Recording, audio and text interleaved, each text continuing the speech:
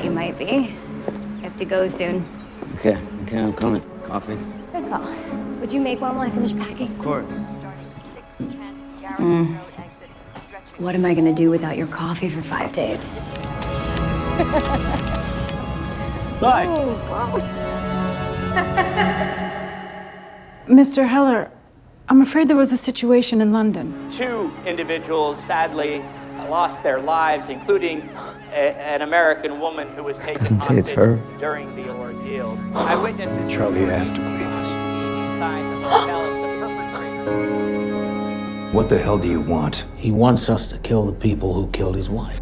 I want to kill them myself. I don't think you could beat a 90-year-old nun in an arm wrestling match. That's funny. Humor? I want mission-specific training and all the information the company has on these people. Cash and a new identity, a legend. I know what I am. I'm an analyst. I sit in rooms with no windows, and I read things most people will never know exist, and I find the patterns inside them. I want to be precise about that before I tell you anything else, because everything that happened, everything I did, has to be understood against what I was before. I was not someone who hunted people. I was someone who found them. The morning Sarah, my lovely wife, and the only person in my life, left for London, I was in the garage working on the Cessna she'd given me, a wreck, really, as a gift. She stood in the doorway and reminded me she was leaving soon. I made her coffee. She invited me to come with her, and I said no, I had things to finish. When the car came, I kissed her goodbye and ran after it for a few stupid steps, just to make her laugh through the closed window. I keep going back to that, the sound of her laughing. At Langley, the day unspooled the way those days always did. I badged through security, made plans with the Bear, an agent whose reputation made newer analysts nervous, but who mostly just needed his computer fixed, and settled into the work. Inquiline sent me a file. We'd been communicating for years. I didn't know who Inquiline was. That was the point. A ghost on the other end of a secure channel, sending me things I wasn't supposed to have. I'd spent 5 years guessing at a face to put to the name. I was wrong about almost everything. The file wouldn't open. Sarah called mid-afternoon to say she'd landed safely, and I told her I already knew, because I'd tracked her flight, which made her laugh the way it always did when I was being both attentive and ridiculous. I promised to call her later. I didn't call her later. That evening, I slipped into the restricted computing suite, senior staff only, which I was not, and ran the file against the supercomputers. It opened. I sat there for a long time after I understood what I was looking at. Drone strikes, civilian casualties, French special forces, Danish Marines, the bodies folded into official narratives about bombings, the coverage managed, the numbers buried. More than 1,000 casualties across multiple operations, and at the center of it, more, my boss. I went back to my desk and said nothing to anyone except Carlos, and even then I said very little. He told me to keep my mouth shut. That night I called Sarah and she didn't pick up. I left a voicemail. I said I missed her. She never called back. Moore was waiting at my workspace the next morning. He walked me down to O'Brien's office, the new director, barely a week into the job. And then he delivered the news the way you'd deliver a quarterly report. Careful, measured. Terrorist attack, London. The hotel where Sarah was staying. I told him she was at a conference. I told him we should call her. He turned on the television. A reporter explained that 4 terrorists had taken hostages, that 2 people were dead, including an American woman. I watched the security footage until I understood. Moore didn't rush me. I'll give him that. Grief, for me, does not work the way it apparently works for other people. I couldn't sit inside it. Within days, I was back at the office, demanding to know why 4 men who drove into London traffic had vanished without a trace from a city with nearly 1 million CCTV cameras. Moore and Caleb made reassuring noises and sent me home. I came back. At the airport, I collected Sarah's belongings. Inside her luggage was a small gift, a puzzle with a note. I sat on the floor and wept in a way I hadn't since childhood. And then I stopped, because stopping was the only direction I knew how to move in. That night, I hacked into the hotel's CCTV archive. I pulled everything. I built a complete timeline. The 4 attackers had stolen a vehicle on the east side of the city, sanitized it, and entered through a service entrance for a meeting with an Indonesian investment firm. Something went wrong, an argument. Shots fired at the firm's security officers. Police were called. The 4 men were cornered and desperate. They took hostages. Sarah was in that conference room because she tried to help someone. That detail cost me something I still haven't found words for. I ran facial analysis, voice analysis. I processed every angle, every dash cam, every cell phone recording within 6 blocks. I identified all 4. Mishka, Moscow-based. Lawrence Elish, former South African Special Forces. Gretchen, former Armenian intelligence. And the 4th, the one who pulled the trigger, a mercenary named Horst Schiller, who moved through the footage like someone who understood cameras, who left almost nothing. Almost. I brought my findings to Moore and Caleb and watched their faces not change. They already knew. Every name, every location. Gretchen was in Paris. They knew that too. They thanked me for my work and sent me to the agency therapist. I sat in the therapist's office and told her I blamed myself for not going to London. I told her the people responsible had names and addresses and that the agency was doing nothing.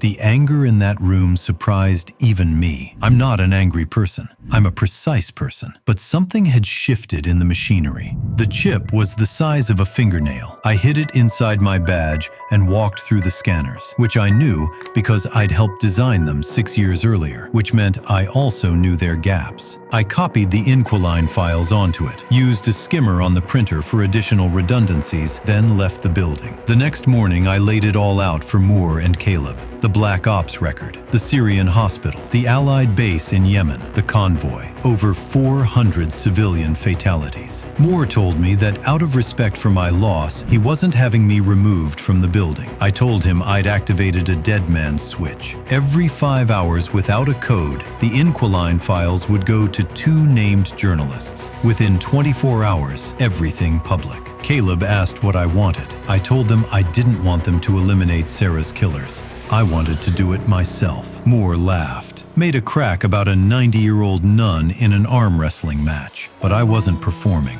He could see that. They agreed. The way people agree when they're already planning how to bury you once they've proved you're bluffing. I made it to my car before I was sick. Just sat there in the parking structure, breathing. Then I drove to the training facility to meet Henderson. Henderson was not impressed by me. He said there was a slight chance I might survive this, and that he was probably overestimating my odds. My firearms ability was, as assessed, disastrous. I couldn't hit a paper target at 20 feet. At point-blank range, I finally managed it, which he noted might give me a 50-50 chance in a real engagement. Explosives training was different. I assembled a functional IED on my first attempt, and Henderson looked at it for a long moment without speaking. High praise coming from him. One night, he handed me a gun, told me to point it at his chest and pull the trigger. I held the weapon. I looked at him.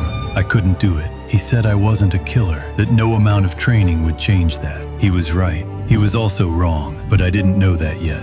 I had planted a bug in Moore's office, attached to the physical file I'd slammed down during our confrontation, a small device in the spine. I listened that night as Caleb's team cracked the dead man's switch. It was a bluff. Of course it was a bluff. I had maybe 48 hours. I used them. I left through the maintenance exit on a janitor's card I didn't return, took the bag of passports Henderson had prepared, and boarded a flight to London and onward to Paris. I heard Moore's voice through the earpiece, something about treason, and turned the device off over the Atlantic. Paris was cold and still. I found a hotel window that looked down onto the cafe Gretchen visited every morning. I watched her for 2 days, hacked her phone, planted a tracker, and followed her home that night while she was out. I photographed her calendar, found a gun in a drawer and took it. They came back early. I slipped out a window and came around to the stairwell just as Gretchen reached her door. I had the gun on her before she saw me. I froze. She was right there. I had everything I needed, and I stood in that stairwell, unable to make my hand do what I'd come to do. I ran. Back at the hotel, I looked at my hands for a while. Henderson had been right, but I'd noticed something on her calendar. A hospital appointment the next morning. Allergy specialist. Pollen. I bought out a flower shop near the cafe and built a plan that was, I'll admit, elegant in the way cold things can be. I followed her to the clinic, caused a system outage to clear the room, slipped in wearing borrowed scrubs, sealed the respiratory chamber, and pumped it full of concentrated pollen. I told her I'd release her when she gave me Schiller's location. I cracked the seal before she went under. She came out swinging. Former intelligence, stronger than me, faster than me. She knocked me aside and ran. I chased her into the street with the gun I'd taken from her apartment. A van came around the corner. I walked over to where she'd fallen and took her phone and left. I cleaned up, bought a train ticket to Marseille, and tried not to think too carefully about the gap between what I'd planned and what had happened. Marseille was a mistake. I was drunk, which was rare, and I was in a nightclub, which was rarer, and I saw Henderson moving through the crowd. I ran. He followed. I found a bathroom and locked myself in and came back out when I had nothing else to do. He told me Gretchen's phone had led him here. He said his orders were clear. I showed him the timer on my watch. He had 4 seconds. The bomb in the bathroom was small and specific, enough for confusion and cover, not for casualties. Henderson still lost me in the chaos. I slept outside that night, which was undignified, and in the morning, I contacted Inquiline. I had believed for 5 years that Inquiline was a 50-year-old Russian man in Istanbul with an affinity for Turkish coffee. I was wrong about the first two, right about the last. She handed me a book in a cafe and walked me outside. Her husband had been KGB, then CIA, then dead. Officially a window fall, the standard cover for that category of death. She'd kept his code name and his training. Her house was on the edge of the city, guarded only by guinea fowl, which she maintained were better than any alarm. She wasn't wrong. We worked efficiently. We mapped Schiller's network, Elish handling weapons trafficking, Mishka the courier, who posted everything online without seeming to understand what that meant. We found Mishka in Madrid by analyzing a window reflection in one of his photos, his girlfriend's face. Her flight records confirmed. She offered to lure Elish by posing as an arms seller. I said I'd handle Mishka. Moore's people were watching Mishka too. I knew that. I went to Madrid anyway. He swam alone at night in the hotel's rooftop pool, glass enclosed, cantilevered over the city. Once I understood the engineering, the rest was methodical. I built a device to compromise the air seals between the glass panels, and the following night, I trailed Mishka to the roof. Henderson was somewhere in the building. Inquiline tracked him on the security feeds and told me to abort. I told her I couldn't. I confronted Mishka in the water. I told him who I was, told him who Sarah was. He panicked and tried to climb out. I pressed the button. The glass came apart slowly, then all at once. He fell. I was already moving when Henderson intercepted me in the basement. Before he could reach me, O'Brien's shadow agent tackled him, someone she'd sent to track Henderson without Moore's knowledge. They fought. I watched from the doorway. Henderson was alive. The other agent wasn't. I ran. We were back at her house the next afternoon, feeding the guinea fowl. She asked how I was holding up. I said better than the first time. She said that after her husband died, she'd filled the silence with work, and she wondered if I was doing the same. I didn't have a good answer. That night, she lay down beside me on the couch. Because she hadn't been next to someone in a long time, I didn't say anything. Then the fowl outside began to scream. Russian operatives, 4 of them on the CCTV feeds, moving through the property in silence. We ran. She knew her house the way soldiers know terrain and got us out through a passage I hadn't noticed and into her car. They opened fire from a patrol boat on the water, a single shot. She was gone before I understood what had happened. I drove with her in the passenger seat to a quiet garage. I sat with her for a few minutes. I put my hand on her forehead, then I left. She'd been running a negotiation with Elish, fake arms sale, patient groundwork. When his response came through on her phone the next morning, I decided to finish what she'd started. I set up a meeting point in Romania. To throw off the agency, I spoofed my face onto random surveillance feeds across Europe. Somewhere in Berlin, an analyst watched me walk into a pharmacy while I was riding in a cargo truck heading east. I built the IED in a warehouse. Clean work. I taped Sarah's photograph to the box. When Elish arrived and lifted the lid, I walked out of the shadows and told him to look at her face. He told me where Schiller was. Russian waters, a yacht, a Baltic port called Primorsk, 2 contact names, a code. I took his phone and walked away. He was still calling after me when I left the building. I solved Sarah's puzzle on the ferry to Primorsk. I'll keep what I found private. At the port, I identified Schiller's crew by sending the code to one of Elish's contacts and watching who checked his phone. I traced their boat to Schiller's main yacht. Then the bear found me in a cafe. He'd come on his own, he said. No one sent him. He told me the only way out of Russia was in a box, unless I walked out with him now. I told him I couldn't, not until I found the man who pulled the trigger. Home didn't feel like home without Sarah. He looked at me for a long moment. Then he stood up and walked out. Schiller's men took me the old-fashioned way. Someone came up behind me on the dock. I came to on the yacht. He was calmer than I expected. He held up the IED I'd planted earlier and called it primitive. He said he knew I understood the larger picture. More, the black ops, the contract work. He said that wasn't why I was here. It wasn't. He told me Sarah's death wasn't personal. She was leverage, a message to clear a police cordon. He said she died bravely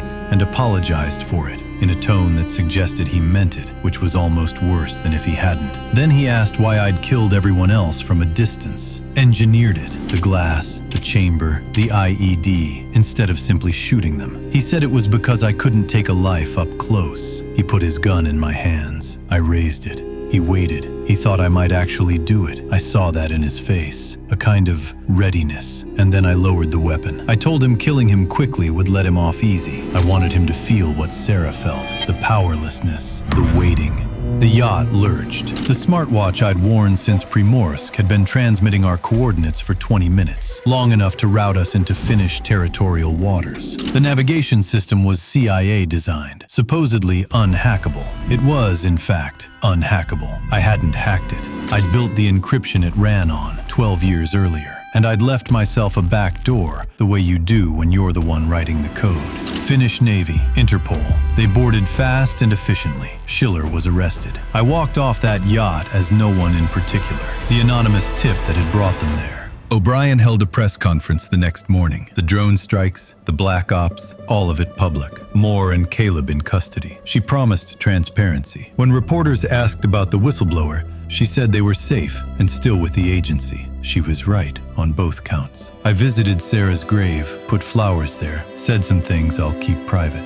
That evening, Henderson was in my car when I came out of the building. He made a joke about Uber drivers. He said he was proud of me, that what I'd done, what I'd become, wasn't something you could teach. He said we'd see each other again, then he walked away. I drove home. The Cessna was finished. I'd worked on it in the gaps between everything else, the same way I always work. In pieces, a little at a time, until the system comes together. Sarah had given it to me in pieces because she knew that about me. I stood in the garage and looked at it, repaired, complete. She was right that I needed something to take apart with my hands. She was usually right about that kind of thing. I find the patterns. That's what I do. I had found them all, followed every thread to its end. I don't know if it made anything better. I know it made things different, and the quiet in that garage was a different kind of quiet than the one I'd come home to after London. This one had something in it. Not much, but something. That's where I'll leave it.